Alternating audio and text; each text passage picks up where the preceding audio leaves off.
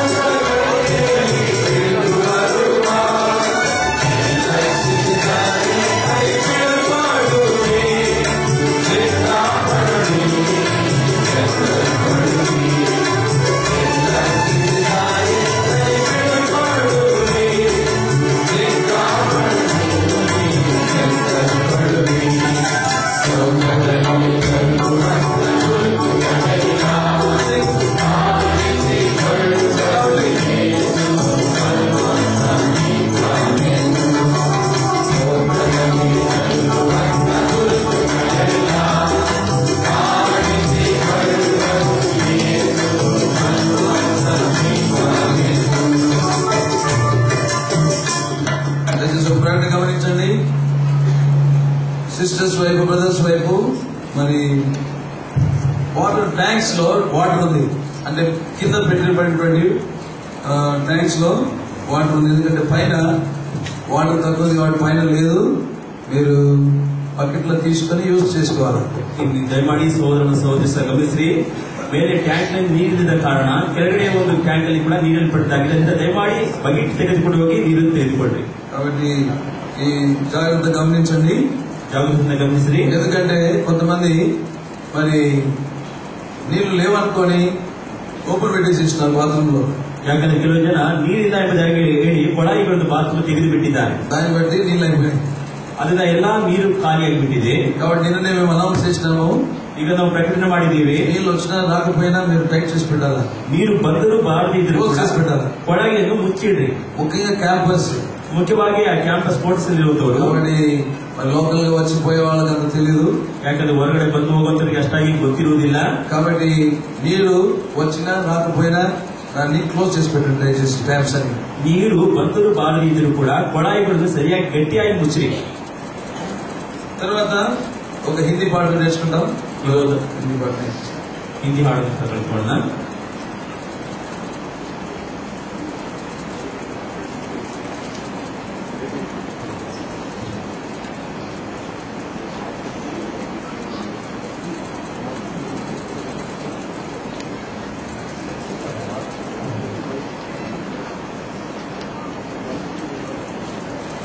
చూడండి, ఈ song sheet లో వెనకాల హిందీ పాటలు ఉన్నాయి.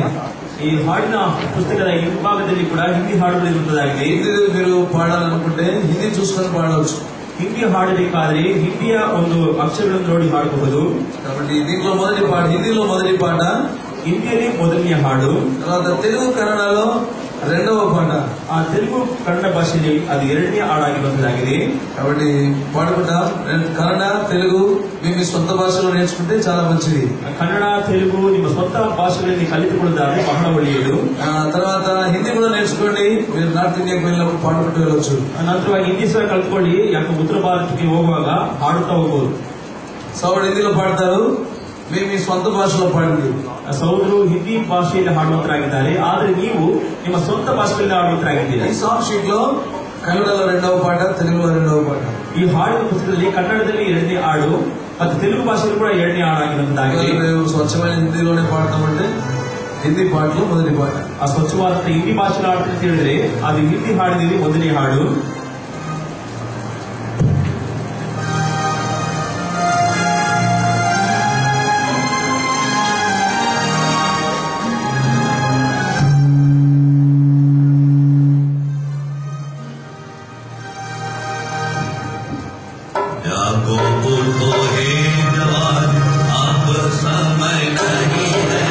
अंतिम युग में हम हैं, प्रभु आता है।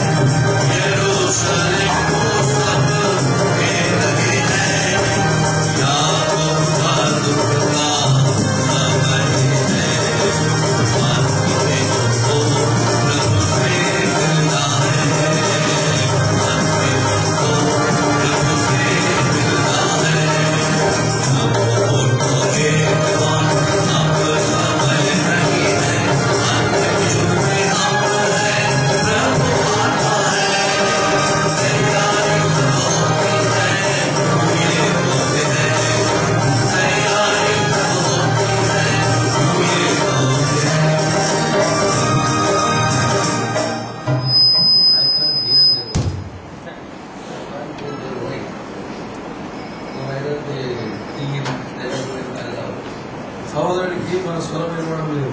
ಸಹೋದರಿಗೆ ನೀವು ಹಾಡುತ್ತಾ ಶಬ್ದ ಕೇಳಿಸ್ತಾ ಇರುತ್ತೆ అంటే పాడట్లేదని అర్థం. ಅಂತ ಅಂತ ಹೇಳಿದ್ರೆ ನೀವು ಆಡ್ತಾ ಎಂಬುದಾಗಿ ಹೇಳ್ತಾ ಇದ್ದಾರೆ. తెలుగు పాడుతున్నారు. ఈ తెలుగు భాషలో కూడా ಹಾಡುನಾಡುಗಳನ್ನ పల్లవి ఒక one stanza sisters will sing, one stanza brothers will sing. మొదటి చరణము సిస్టర్స్ పాడతారు, రెండవ చరణము బ్రదర్స్ పాడతారు. And loudly. ఒక చరణ సహోదరులు, చరణ సహోదరులు. जागो उठो हे जवान, अब समय नहीं है, अंतरिम में हम हैं, वर्तमाना है, तैयारी तैयारी है, हमें होनी है, तैयारी तैयारी है, हमें होनी है।